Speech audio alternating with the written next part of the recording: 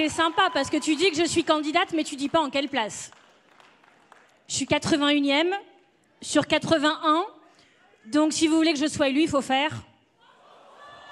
Comme m'a dit quelqu'un sur le marché de Limbaud vendredi matin, c'est comme Johnny Hallyday avec son fils, 100%. Voilà. Bon, bah bonjour les écolos, vous allez bien? Ah mais attendez, on m'avait pas dit que vous étiez timide. Est-ce que vous allez bien? Bah voilà, quand vous voulez. Bon, écoutez, ça tombe bien, parce que je vais vous parler de quelque chose de très important, évidemment. Je veux vous parler de ce que l'on n'entend pas dans cette campagne européenne. Je veux vous parler de ce qui ne peut pas parler, et même, je dirais, que je vais vous parler de ce qui ne peut pas voter. Alors vous allez dire, elle n'a rien compris celle-là, on est en pleine campagne, et elle parle de ce qui ne vote pas. Mais c'est tout le contraire, parce que je vais vous parler de ce que nous, écologistes, voulons mettre au cœur de cette campagne européenne, en sachant que personne, non, personne, ne le fera à notre place. Je veux vous parler du vivant silencieux, de celui qui disparaît là, sous nos yeux. Je veux vous parler des 60% d'oiseaux des champs qui ont disparu en Europe en 40 ans. Je veux vous parler des 80% d'hirondelles qui ne font plus le printemps. Je veux vous parler de la qualité que nous voulons retrouver. Qualité de l'air, qualité des sols, qualité de l'eau, qualité de nos vies. Je veux vous parler de nos forêts, de nos rivières, de nos océans, de nos glaciers, de nos nappes phréatiques, de nos océans et des poissons, ça c'est pour Caroline, sûrs ou mal pêchés. Et puis, je voulais vous parler aussi du triton crété, du muscardin doré, du grand hamster d'Alsace. Et là, je sais que vous voyez où je veux en venir parce qu'il y a des spécialistes dans la salle. Oui, je veux vous parler des espèces menacées par des grands projets inutiles. Je veux vous parler de toutes ces luttes que l'on a menées, en commençant évidemment par les luttes que l'on a gagnées. Le Larzac, Sivens, Notre-Dame-des-Landes.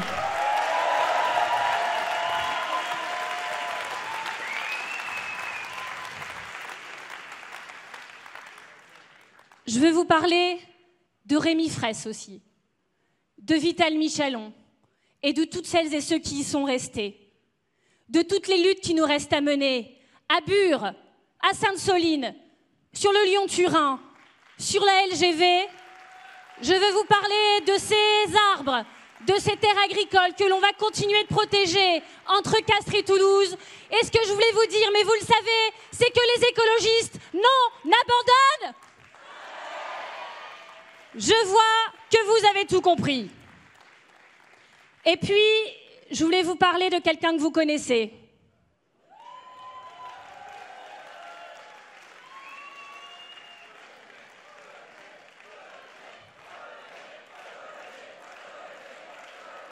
Exactement.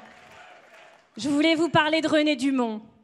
René Dumont, notre premier candidat écologiste à la présidentielle, qui, en levant son verre d'eau, avait alerté que oui, bientôt, elle viendrait à nous manquer.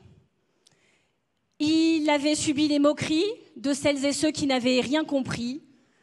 Mais j'aimerais aussi vous parler de ce que nous lui dirions aujourd'hui à René s'il était encore parmi nous. Vous savez, il avait écrit ce livre au titre poignant, L'utopie ou la mort. L'utopie. Mais pourquoi l'utopie? Non, René, tu n'étais pas utopiste, tu étais avant-gardiste. Aujourd'hui, nous le savons, les utopistes, ce sont les autres. Ce sont celles et ceux qui pensent que l'on peut se défier du climat, des limites planétaires, des écosystèmes. Oui, les écologistes ne sont pas des utopistes, ce sont les réalistes.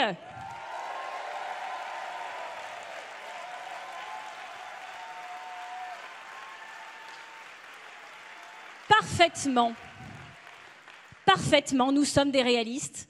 Et donc nous savons nous savons que le 7 juin prochain, que dans 7 jours, donc le 9 juin, nous allons avoir un vote qui sera vital. Et je pèse mes mots. Alors nous sommes en campagne depuis des mois. Et nous entendons disserter partout dans les médias sur le vote utile. Personnellement, c'est une notion qui m'a toujours grandement interrogée. Mais alors, pas de problème, parlons-en. Vote utile, donc. Mais utile à quoi? Quoi de plus utile que de faire en sorte que notre planète reste habitable? Quoi de plus utile que de réussir collectivement à atterrir et à réencastrer nos sociétés dans les limites planétaires? Quoi de plus utile que de défendre, comme le fait Marie et ses collègues, la justice environnementale et donc la justice sociale? Je veux bien vous parler de vote utile, il n'y a pas de problème, mais vous savez que nous sommes en période d'équité des temps de parole. Et donc pour compenser, je vais devoir vous parler aussi du vote inutile. Le vote, je vois qu'il y a un bon public là-bas au deuxième rang. Et donc, puisque ça vous fait plaisir, allons-y. Le vote inutile, c'est le vote pour le ventre mou de l'Europe, par exemple. C'est-à-dire le vote pour celles et ceux qui dirigent notre coalition européenne depuis des décennies. Si vous n'avez pas les noms, je vais vous les citer. Il s'agit de la droite, des centristes et des socialistes européens. Cet étrange assemblage, c'est bien dans les faits la coalition pour les méga-camions. 25 mètres de long, interdits en Europe jusqu'à il y a quelques semaines, lorsqu'ils l'ont autorisé ensemble. C'est la coalition pour le pacte asile et immigration. C'est la coalition pour l'austérité, sans prise en compte des besoins de la transition. Eh bien, tout ça, c'est quand même bien la honte. Mais il y a le recordman de l'inutilité, celui qui bat tout le monde. J'ai nommé Jordan.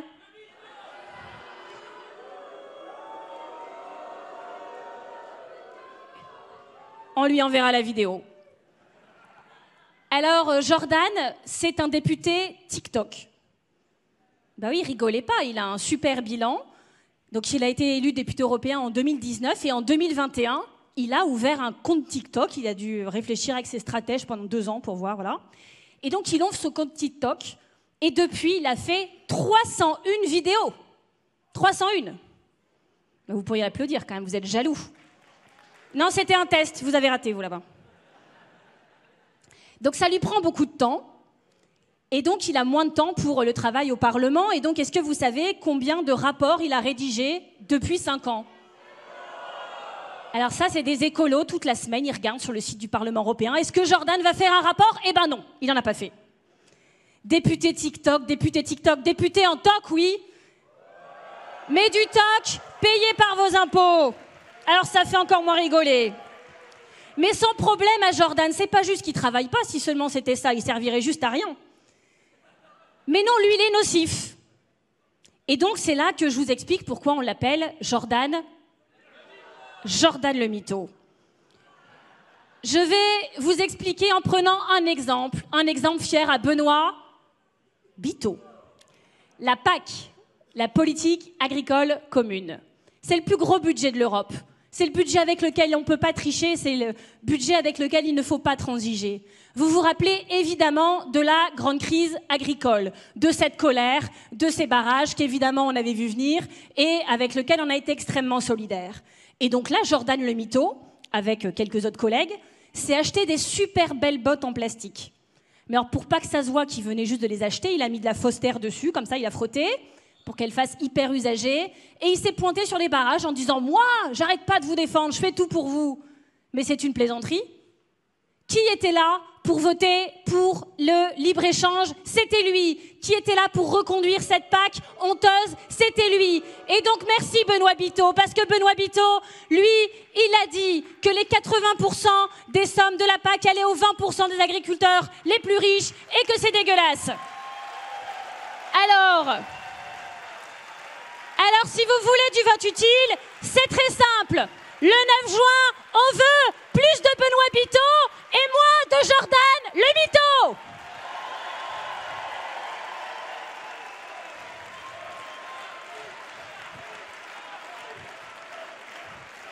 Bon, je viens de vérifier, il est d'accord.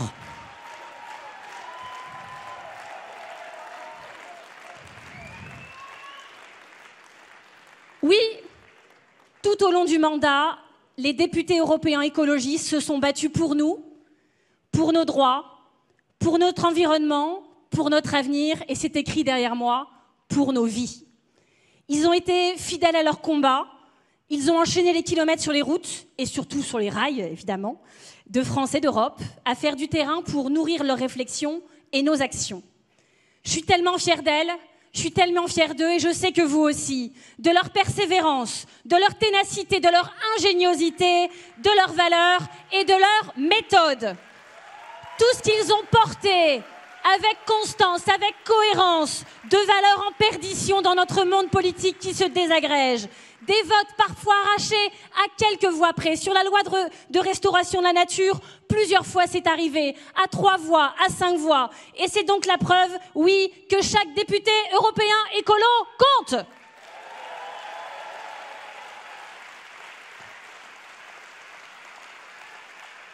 Alors, chers amis, oui, vous le savez, je le sais, tout le monde le sait, même ChatGPT, j'ai vu ça sur Twitter. Ils se sont battus pour nous, et j'ai envie de leur dire là tout de suite que maintenant, c'est à notre tour. C'est nous qui allons nous battre pour vous. Oui, Marie, David, Mounir, Benoît, Caroline, Claude, nous allons tout donner pendant les 7 jours qui viennent, et nous allons vous faire rester au Parlement européen. Mais vous ne serez pas seuls, parce qu'il y a vos nouveaux copains. Il y a Mélissa, Majdouline, Abdoulaye, Priscilla, Amine, Flora, Charles et les autres. Comptez sur nous.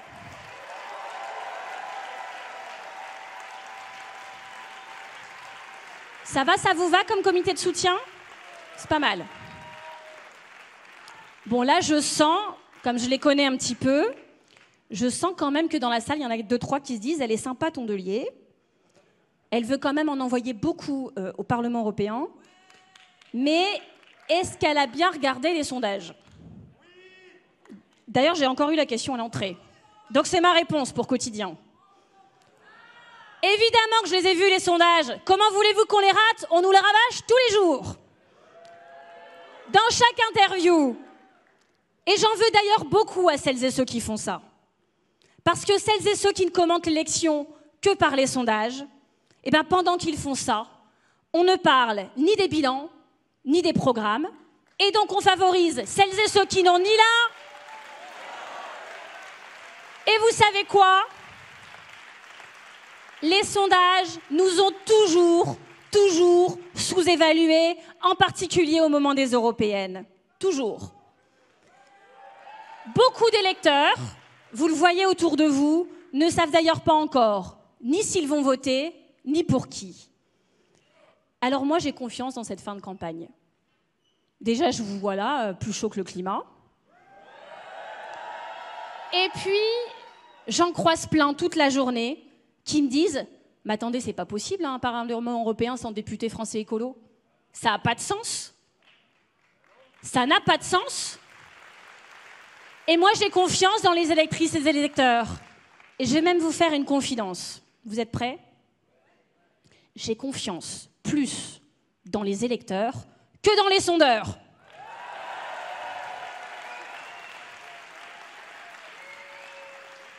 Chers amis, ça n'est pas forcément flagrant lorsqu'on regarde par la fenêtre aujourd'hui, mais c'est le printemps. Comme quoi, les apparences sont parfois trompeuses. Eh bien, les sondages, c'est pareil. Le climat, la météo sont déréglés, les cycles politiques aussi. Alors, les sondages, c'est comme le ciel d'Aubervilliers en ce dimanche 2 juin. Ils ne le montrent pas forcément de manière flagrante, mais oui, c'est l'heure du printemps politique. Rachel Carson, en 1962, avait écrit sur le printemps silencieux. Le printemps silencieux, c'est ce printemps privé des chants d'oiseaux, victimes des pesticides. Eh bien nous allons organiser un printemps bruyant. Parce que vous, contrairement à tout ce que j'ai cité tout à l'heure, vous pouvez parler. Et vous pouvez voter pour toutes celles et ceux qui ne peuvent pas voter. Alors j'ai une mission pour vous si vous l'acceptez. Vous l'acceptez ? Parfait. Alors est-ce que ça vous dirait d'organiser un printemps bruyant pour conjurer ce printemps silencieux. Un printemps bruyant pour transformer ce soi-disant backlash écologique en backlash de la connerie humaine et de l'inaction climatique. Un printemps bruyant pour faire en sorte que chaque bulletin vert mis dans l'urne le 9 juin prochain, partout en Europe, soit non seulement utile, mais même nécessaire, et je dirais vital. Nous allons faire du bruit pour l'écologie.